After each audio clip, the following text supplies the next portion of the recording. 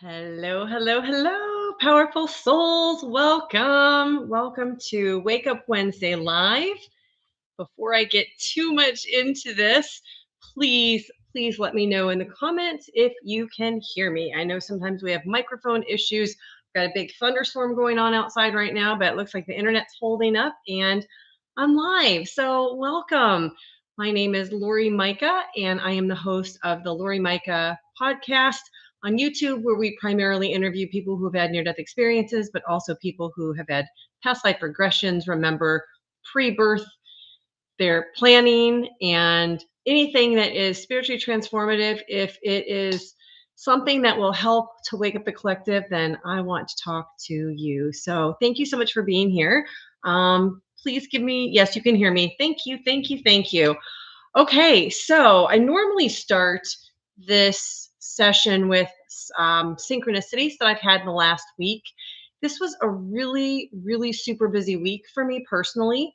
For those of you who don't know, I have a full time corporate job, and yesterday was the end of our sales year. So, as you can imagine, like trying to get deals in all the way up until midnight, just craziness. And this last couple of weeks has been just extraordinarily busy, and I traveled. And so I really wasn't paying as much attention to synchronicities. I know that I had a couple of them, but I didn't write them down. And that's kind of one of the things I want to talk about is that when we have a synchronicity, I think that there's a part of us that feels like, oh, this is so special. Oh, here's Blaze checking in. Hold on. I don't want to move the microphone, but here, come here. Come here. The microphone's blocking her a little bit, but there she is, Blaze, my girl. We were just outside working in my woods, and she's hungry, and I did not feed her before we got on here, so I need to go feed her as soon as we're done, but she'll be good. So anyway, for synchronicities, one of the rules that I've had about them is that after I have one, I usually write it down, document it as close as possible to having it for two reasons. Number one, because I want to record it in the authenticity that it happened. Because I think when we take memories out, I don't think that they always get put back in the exact same way. I think that our memories can change over time. Our stories can kind of drift, and maybe we add details, we forget details. So writing them down is super important. But I didn't have anything that was earth shattering to write down and share with you like I have in some of the past weeks. But I do want to hear from you. Did you have signs or synchronicities this week? Do you have comments about some of the recent videos? Do you have suggestions or ideas? And do you have topics that are on your mind, things that you would like to talk about today, things that you would like to ask me and have me answer? So happy to answer those. But what I will share is that the channel had a massive milestone that happened yesterday. And if you saw the post that I posted, I said in my post that somebody today was going to be my 2 millionth view on the channel. I've been thinking about this milestone for a very long time. I think that the number of views is probably the most important metric, not maybe to YouTube, but to me personally, because it has never been my goal to make a living doing this podcast. It has never been my goal to make money so that I can support myself. I didn't start it for that. I started it because I genuinely wanted to help people understand that they were magnificent, powerful, unique, beautiful souls that were here having an experience so that they could wake up and remember the divinity that they are, remember that they are God, remember that they are connected to every single person.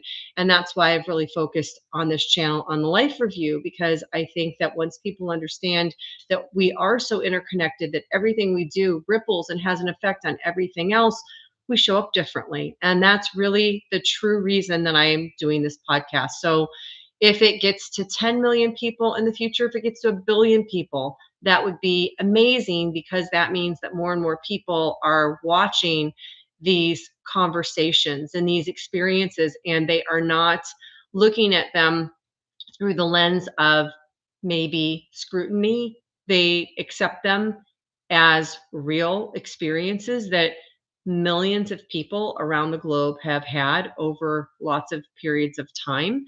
But the 2 million views is so many. I mean, to just kind of put it into a context, imagine one of the biggest stadiums in the world, like a football stadium that holds 50,000 people. That would be 20 stadiums of people watching these interviews, which is just mind boggling for me to think about. And I'm so grateful. And I do have another goal. My next goal, as I'm throwing my toy for Blaze, my next goal is that I really would like to reach 50,000 subscribers for several reasons. Number one, I know that it is a metric that YouTube does look at and measures with how they serve up content to people. The other thing that is super interesting, now that I've been doing this for 680 videos, you guys, that's a lot of videos, that's a lot of conversations. I can't tell you how many people my channel has reached out to have on the show, people who are giving interviews on YouTube, on other platforms, but they either do not answer or they have actually said out loud, I'm too small. And so they will not come on the show. I will give you a couple of examples because I don't mind calling people out if that's the metric that they want to use. Greg Braden, his assistant said, nope, too small, not worth his time. He's has too many other people that want to reach him. What sucks about that for me personally is that I started supporting Greg Braden by purchasing and reading two of his books early in my spiritual journey, 2010 and 2011. And I've watched his videos and his channel and been such a big supporter. And I feel like I'm every bit as legitimate in my experience as he is in his. And my numbers will not allow them to consider coming on the show. I also had another, a medium, a channeler, who said that she wouldn't come on the show until I have, on average, at least 10,000 views and an X number of, it was 20, I think it was 20. I don't remember the number of subscribers that she had. Erin Ackby was another one that said, sorry, you're too small. You can't, we can't come on your show. So it's a limiter sometimes because even though I think 22,500 subscribers is just freaking awesome. Thank you for every single one of you who wanted to subscribe. The reason I subscribe to channels isn't necessarily to support the channels. It's more because I like the content and I want to be able to find it again. YouTube is a crowded place. My mind is busy. I'm busy. And I don't always remember when I watch somebody's show who they were. And then I go to think about them again and I have no idea what their name was and I can't find it. So that's another reason that I think that I subscribe personally. But I feel like if we could get to 50,000, I think that there would be a few more people, a few more doors that would be open, and I can have conversations with some of these people who, you know, maybe they get to be picky because they have so many people and you only have so much time, right? Time is your premium. So I'm not saying that I fault them. I do believe deeply that everything happens for you and not to you. I also have come to really and truly understand that when these conversations are meant to happen, they happen. And when things get canceled or changed, I really don't sweat it anymore because I know that everything is happening in divine timing. So, love to hear from you guys. And I'm going to check in the comments. And again, thank you so much for everybody who has taken the time out of their evening to join us. I know it's a shortened week for a lot of people. A lot of people have Friday off for the 4th of July, or maybe you have a Saturday off for the 4th of July. And a lot of people take off this entire week. So the fact that I even have anybody here makes me smile. I love to connect with you guys, and I really and truly want to be able to answer any questions that you have. So, hi, Donna. Oh, you're home today. Oh, so you don't have to drive and listen. Very nice. Thank you so much for being here. Um, Alvarado, if I'm saying your name right. Oh, Alvaro. Hi. Thank you for joining us. Oh, hi, Juan. Let's see. Yes, Blaze probably is hungry. Like she's been running around all day today. We did a lot of stuff after I worked. Yes, thank you. She is a beautiful baby.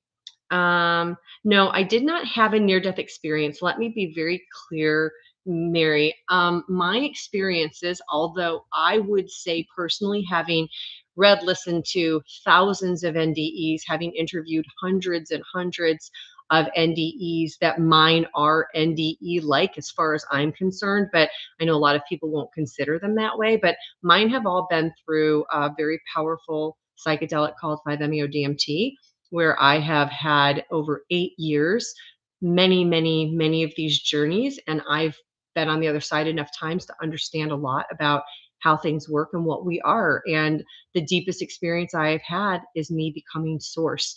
And that's what we all are. Like this, it's an illusion that there are others, that there are many. I have to help the human mind wrap around this. I explain this in the 3-movie trilogy. Movie trilogy number 1, you're having the earth experience. You have an NDE where you go to a heavenly realm that has flowers and people and angels and Jesus and anything that is earthly. That's movie experience, trilogy 1. Trilogy 2 is where people have these experiences where they're light beings, where they are energy beings, maybe where they see different lives that they've had on different planets, where they've been different types of entities. You might call them ETs. But they are, again, not human like, but they're still not the full depth of the experience. And movie trilogy 3 is where we are a collective that is actually only one being. There is only one. And I cannot describe, and I will say that the power of that being, your mind cannot wrap itself around. And I can only describe 1/10 of 1% of what it is. It is magnificence. It is love. It is power beyond power, wisdom beyond wisdom, in a state of being of eternity and love. And it is here having joyous experiences through all of our eyes. And that was my NDE experience in a nutshell. That is a very truncated, small description of like years of having these journeys and being on the other side for a long time. In the last journey that I did, when I had it, I felt like I was there for eons and I was there for 1 hour of earth time. So yes, super, super crazy. And I always feel bad sometimes repeating some of these experiences. I know I have a lot of people who are regulars and you've heard this. I hope this doesn't get monotonous and turn you off to not wanting to be here. But I know that we do get new people. And so people are curious and I just like to set the stage. And I'm always happy to answer any questions you guys have about my experiences on the other side.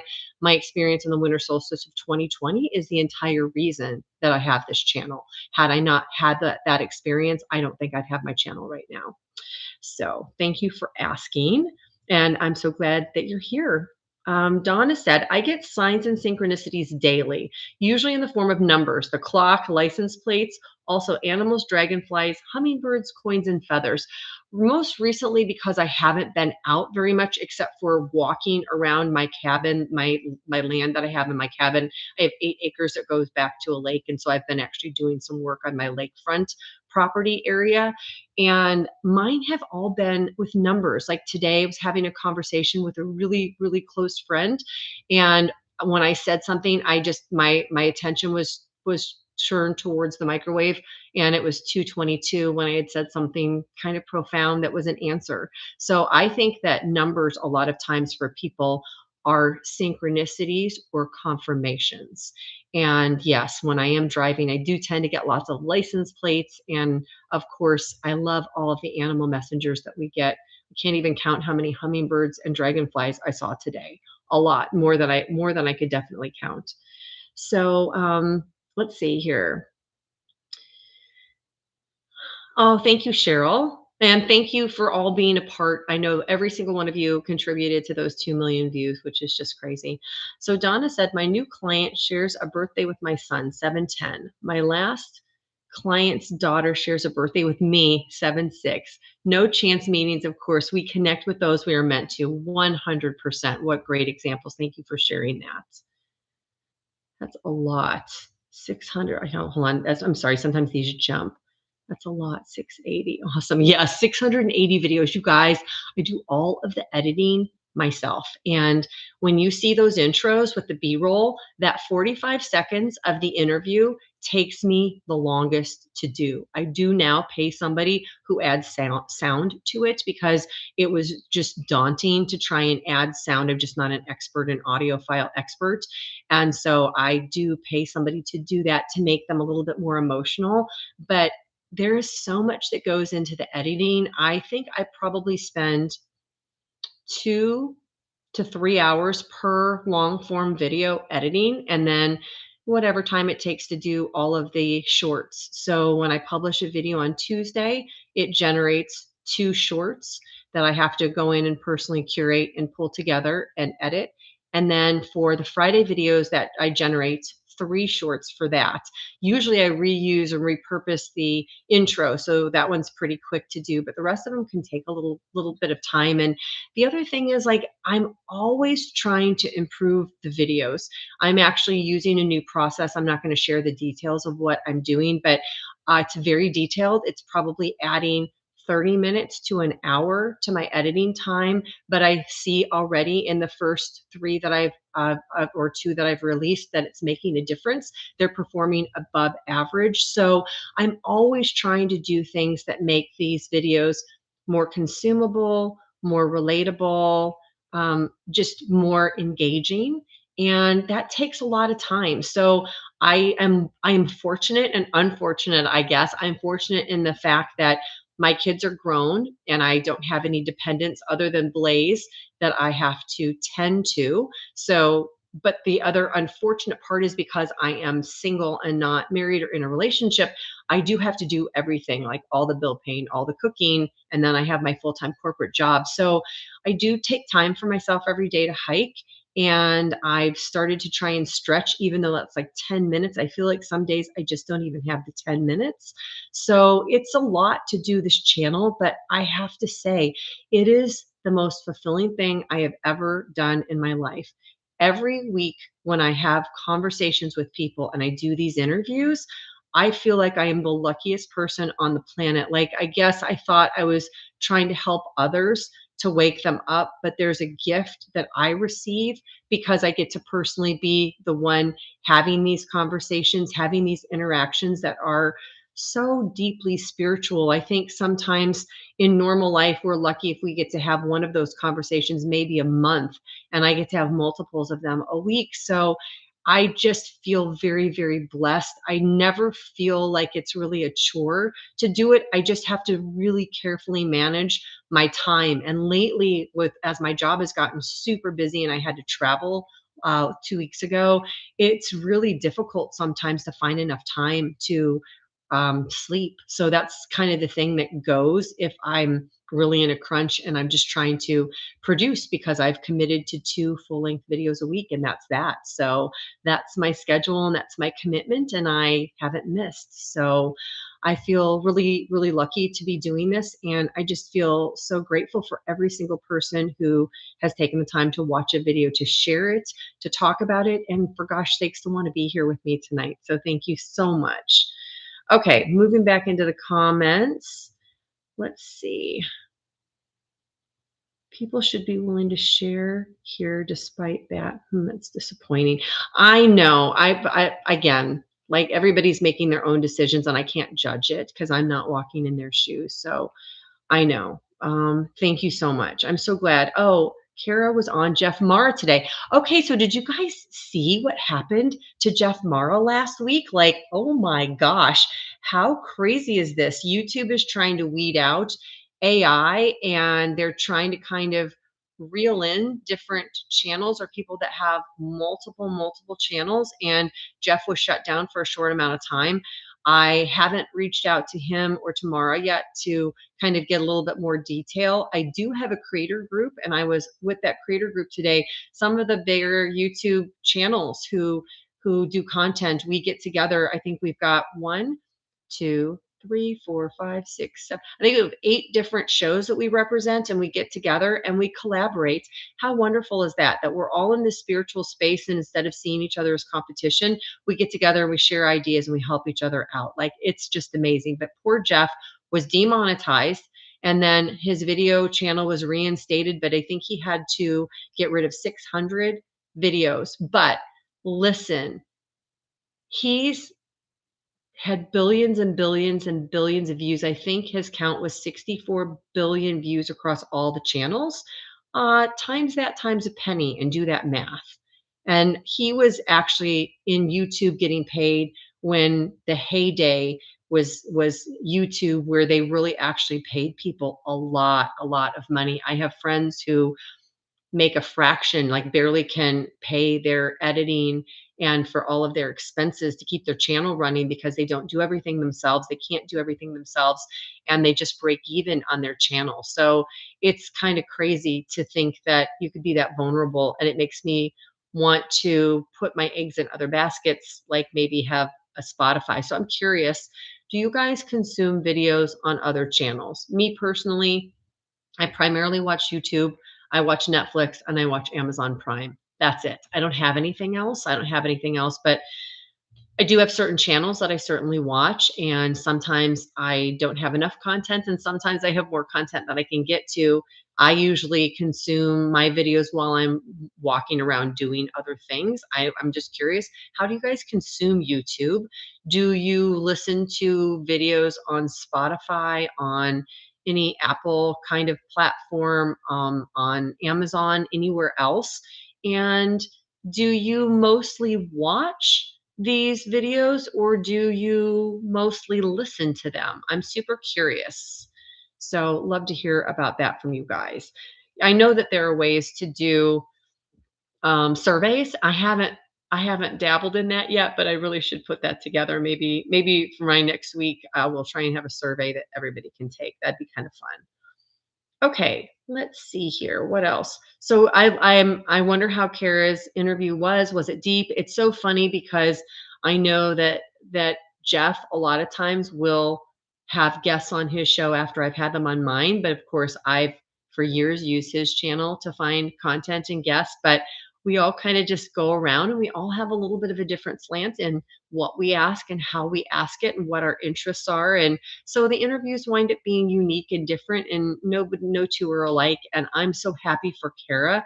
I really want her to have more exposure because her message is so beautiful. You know how much I loved her interview. It was just super special. And I am so glad to hear that she's on another channel that has a bigger audience. And hopefully she'll get a lot of views and that'll be good for everybody. Hi, Ian.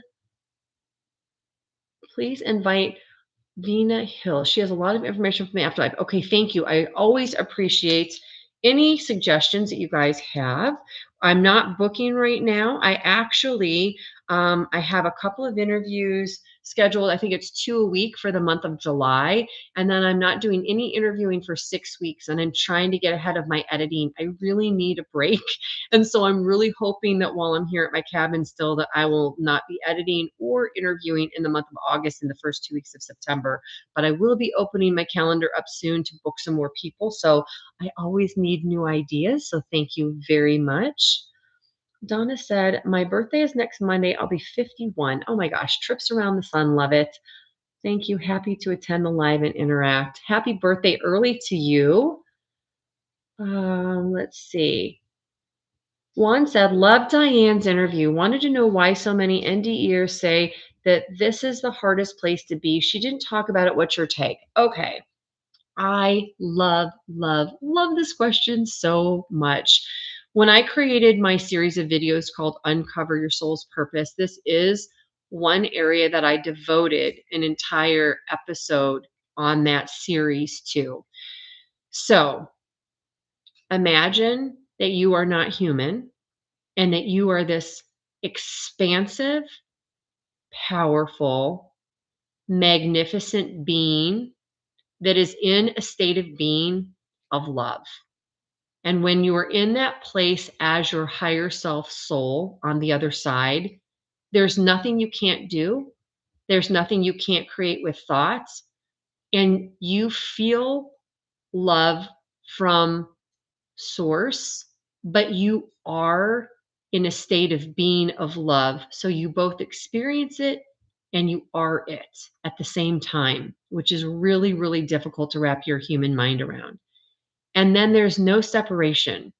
So every entity around you, this is probably more like movie trilogy 2 if we're going to use that context to describe this. So you're a light being, you don't have any human form, you're expansive and magnificent and powerful, connected to everything.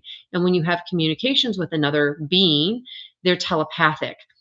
And they're not telepathic like you say, "Hi, how are you doing today?" And they answer back, "Oh, I'm having a crappy day. Things aren't going so well." Instead, everything comes in packets of, I'm going to call them understandings. They include emotion, experience, and truth. You could never lie, mislead, keep secret anything that you were thinking or feeling. Nothing is hidden from another. And so, because of that, there are no misunderstandings. So, that's the essence of how things exist when we're in the higher state of being as a soul on the other side. So, now imagine that you are thinking about coming to planet Earth. What do you have to do? How are you going to be different from your higher self?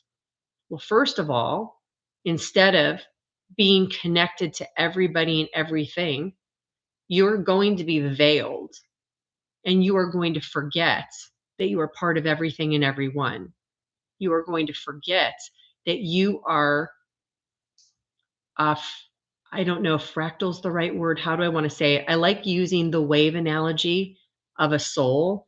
So you come down to earth and you are a wave on the ocean of source because you are source, but you are pretending to be an individual wave that has formed into the human avatar that is you.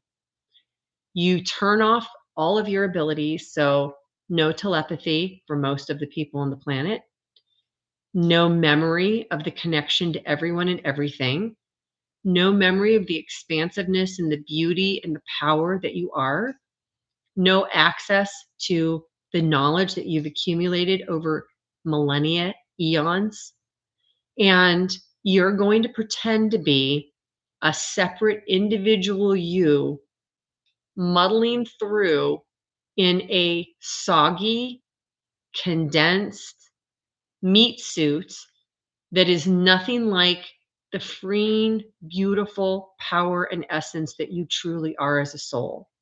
That's what we signed up for.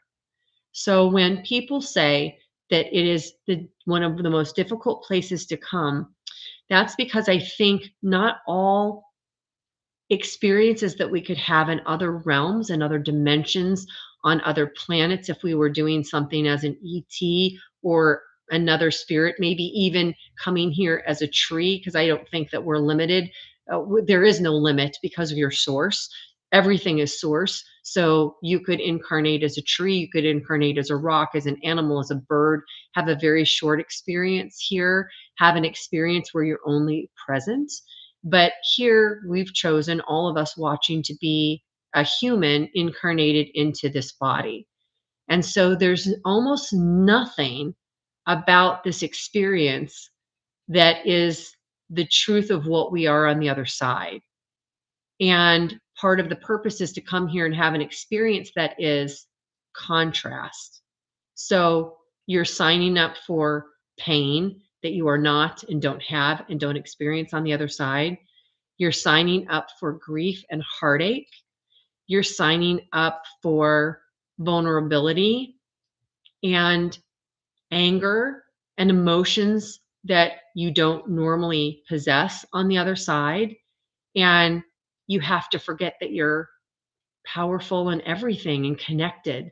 And so that is the reason why I think a lot of souls, I've called this, if you're here, you're the daredevil of the souls.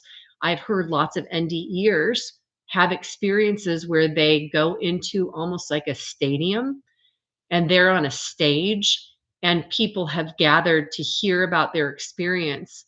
and the feeling that they get from the souls who have not incarnated into an earthly experience is reverence.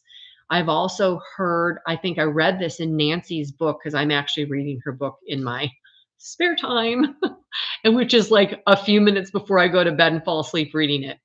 But this was really cool. I've never heard anybody say this before, and I've never interviewed or talked to anybody who had an experience like this.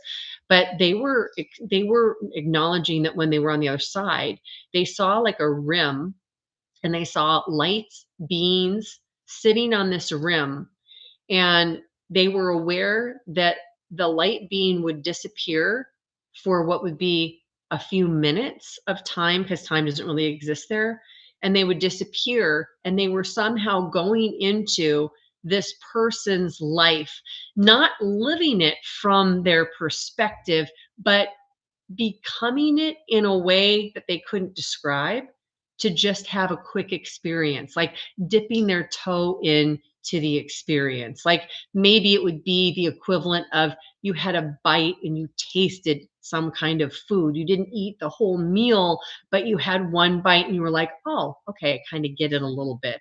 Or maybe, I don't know, you got to hold a fruit and look at it and examine it. You didn't taste it, but you kind of understood it better because you had a new perspective because you actually smelled it and held it. Like those are the only examples I can think of right now. But I hope that you understand a little bit more deeply the true power and nature that you are, that we all are. Every single soul on this planet is that. And I mean every single soul. The ones that you would label as evil, the ones that you would label as terrible, terrorists, just murderers, murderous, like narcissists, all of them are here having an experience. What I don't fully understand about the human experience is are some of these almost like non-character players? They're not really fully like you and I. They're just kind of playing a role so that we can have the experience of contrast. There are nuances, I think, to how this game works that all of us are trying to figure out. This is part of why I love having these conversations. Sometimes I'll get a puzzle piece from somebody and I'll be like, "Oh, how does this fit in?" And you try and stick it in the puzzle, and either you're like, it's not quite fitting into my puzzle. And sometimes you're like, "Oh my God, it's the missing piece. Oh, wow, I can start to see the image better." But I feel like that's what we're all doing here. We're trying to piece it together and figure it out. I don't think anybody has it figured out. Not me, who's had an experience of source, because there are just too many pieces I couldn't bring back. I know that I had knowledge of all of it, but I know that I couldn't bring it back because you would ruin your game if you fully were open. I'm sure that there are people walking around the planet who are, and I highly doubt that they're advertising that they're completely awake and they have every memory of being what they are on the other side. I think that people gravitate towards them naturally, but I highly doubt that they would ever advertise that that's what they are. So, super long answer as usual when I get into these and get on a tangent because there's just so much to this. But thank you for that wonderful, beautiful question. And I hope this conversation for all of you watching, that you all took something maybe you hadn't thought of before. You picked every aspect of who you are. There is not a God outside of you who is dictating and like a puppet directing your life. Do we have guidance and help? Hell yes. Of course we do. We've had lots of examples of spirit guides, of angels, of Jesus, of passed away loved ones helping us 1,000,000% for sure. But again, movie trilogy number one, right? Is it the full truth of what we are? I don't think so. Not from my experience. But we have help, but really you're doing everything. Your thoughts are creating your reality. What you focus on, and no matter how good we feel like we can get with that, we still don't have it completely dialed in because none of us can stay completely spiritual. We still have these things that hit us, these human experiences that hit us. I'll give you a personal example today. I'll be super transparent. I have been very different after my last experience on the other side, and that was before I came to my cabin. I've been here for over a month now. And for the first 2 or 3 weeks, I hardly felt like I was myself. I really couldn't even refer to myself except for I wanted to refer to myself in the third person. And there was a channel that was still open, and I kept having these integration experiences for several weeks after that. And it was the longest I've ever been able to retain memories of what I experienced. And I kind of was like, it didn't matter. Somebody cut me off in traffic. You couldn't make me mad. Well, today I was hiking and I was on this path that has a lot of ferns. We have ferns in the UP. They're high. They're super high, like they're waist high, and they're all over the place. And Blaze was she was just on a tear. I don't know if there was a chipmunk that she was chasing, but she was running and she hit me so hard. This dog is so powerful. She hit me in the leg so hard it caused an instant bruise and it hurt. And I yelled at her. I was so pissed.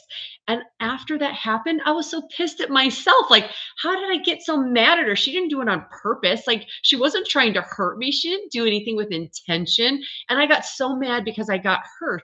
And I was like, God damn it, I'm still human, right? That's kind of how I feel. Like, you get to these places where you can be super evolved and you can be like, everything is happening for me. And then something happens and it trips you up. Like, it's impossible to stay there because we are meant to have the human experience. And so for me, having that experience, I was like, oh my gosh, how can I not do that again? How can I not get mad at her and yell at her for not doing something with intention? Like, if it were a friend, would I have done that? No, I wouldn't have. Like, so we all have things that we can work on, and we're all still having a human experience. So just because some of us have had these experiences on the other side, it doesn't mean your life is perfect. It doesn't mean that you understand everything, you have it all figured out. Still going to have the human experience, but I think that's what we're meant to do. We're meant to have the experience. So, anyway. Okay, let me check in with the comments again, and I'm gonna probably only stand here for about 10 more minutes because I have to edit tonight. I've got to get to some more editing. Okay, so let me look at this. Let's see. So thank you, Juan, for asking that beautiful question. Mary, I said, I know about DMT, but haven't. I think you said tried it. So there are different kinds of DMT. The one that I use is 5-MeO. It is very different than the other DMT. So there are differences. And there's a lot of people right now talking about regular DMT where they see these elves and these entities and they can get locked out of experiences. That's not the kind of experiences. Mine are not visual. Mine are becoming. I've become my higher self. I've become the collective. I've become the source. They're very different. But also very powerful. And again, I'm not advocating these things. I'm just sharing my experiences. These are things that when you're drawn to them, it's like you couldn't stop yourself from finding a way to have the experience. And some people are like, that's not for me. And that's okay. I would never encourage anybody to do these because it's not just the experience and the ability to find a way to do it. The hardest part's the integration, guys. Like, it's tough. It can be super, super tough to integrate these because you got to still be human. So anyway, let's see. Where am I? Okay. All right, finally coming down to I do EVP. So Ian says I do EVP record.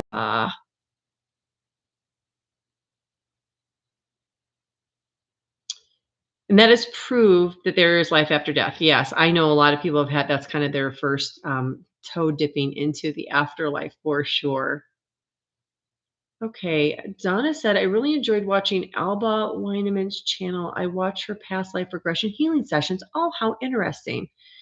Mary is asking me, was I not afraid to do DMT? No, I'll tell you why. It is an endogenous chemical that is produced, they believe, from the pineal gland within the brain. I have a background as a pharmaceutical sales rep. I worked for Pfizer for 7 years. So I did a lot of studies. I dove into what is it? clinically? What kind of trials were they doing? I read multiple books about it. I wanted to make sure I was not going to fry my brain. Obviously, we grew up in the era of this is your brain on drugs with egg on the sidewalk. Any questions? Like, I didn't smoke pot. I didn't dabble in anything. I never tried mushrooms early on. Like, I never tried anything until like the last 8 years, until 2017, 2018.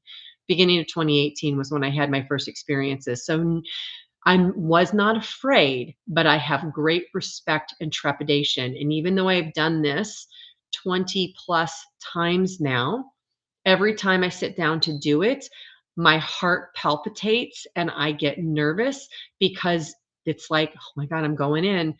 Holy shit, I'm going in. That's kind of what it feels like. And my shaman said that that is perfectly normal. And she said um, she wouldn't like it if I wasn't having that response. And everybody I know, who I've talked to who have done those experiences feel that same way. I actually even feel that way when I do mushrooms, like, oh my God, I'm going to go in for a 6 hour journey. Like, buckle up, get ready. But afraid of it?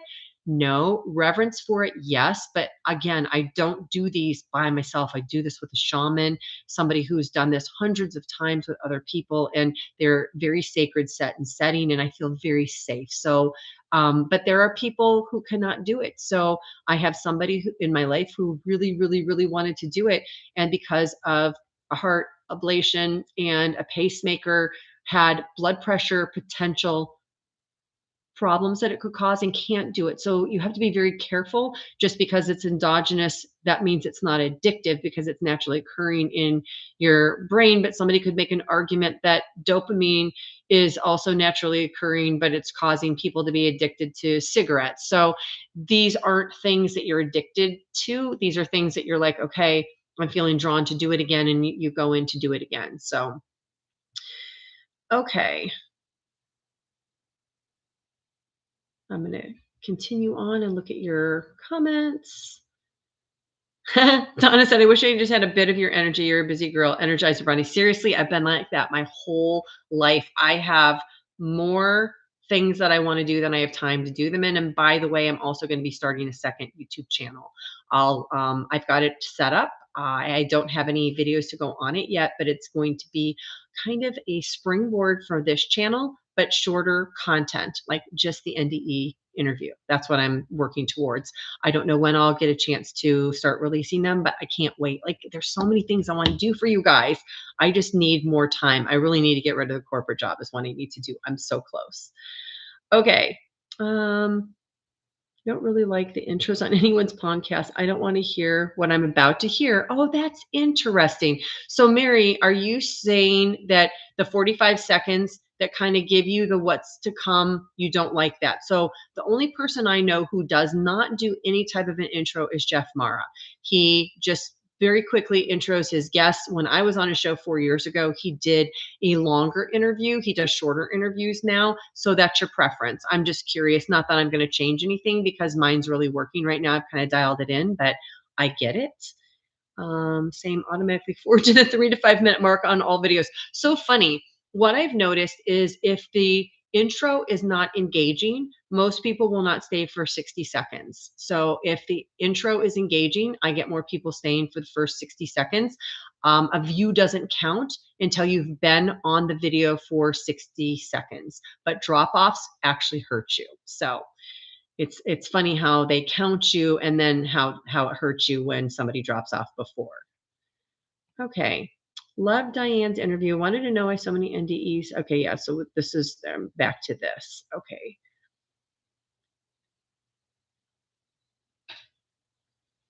Oh, thank you, Cheryl, that you love all the videos. Thank you. You were worried for him and Jeff Mara, and glad he's back. Yeah, I'm glad he's back too. 20 years of content he has. That's crazy. I know. Everybody's saying hello to everybody. Those throw. Oh, interesting, Donna. YouTube, Netflix, and Prime. I almost went to Spotify just for Jeff. I know. I think I would. I was actually already subscribed to him on Spotify. Mainly listening to YouTube videos. Okay. Oops, Kara is speaking at Ions this year. She says, I am not going to Ions this year. I've gone the last 2 years and I wish I was going. There's so many people, so many creators. I heard that Alex is giving the keynote. I do kind of wish I was going, but I just can't make it work. And my friend Kristen, if you guys remember when I interviewed Kristen, she's actually coming to the UP to visit me. So I'm really excited to spend some time with her. Yes, according to Dolores Cannon, we have been everything trees too. Absolutely. Cheryl said, I spend 90% of my free time watching this sort of content as well. That's awesome. Juan said, love Ben, human, so much to do, places. Yes, yes, love being a human. I know, me too, me too. I'm sure I have all been the bad. Yes, absolutely. I think we've been every single role that we can imagine. Ronnie says, guess my synchronicity event wasn't as important as seeing 11:11 on the clock. Oh, interesting. Love that. You're only human. Exactly. It's a work in progress. Yes. Still get pissed at silly stuff. Yep. That's part of the experience. I go through a lot with my pit bull girl. Thank you for sharing your experiences with us. Don't work too hard tonight. Yeah, I'll probably be up until 1:30 at least. Hope you have a great fourth. Oh, thank you very much, everybody. This just jumped. I have to go all the way back down to these comments again. Like your wave analogy. Thank you. According to okay, I just want to make sure that there are no questions that I'm not getting to. It's all part of it. Okay, don't work too hard. I hope you had time to read it all. Yes, yes. Thank you, Ronnie. What's the hardest truth you had to integrate? The hardest truth I had to integrate was that there is no other, that it's only one thing having this experience. I mean, how hard is that to understand? That's like kind of almost impossible from the human perspective. I only feel like you get it if you experience it.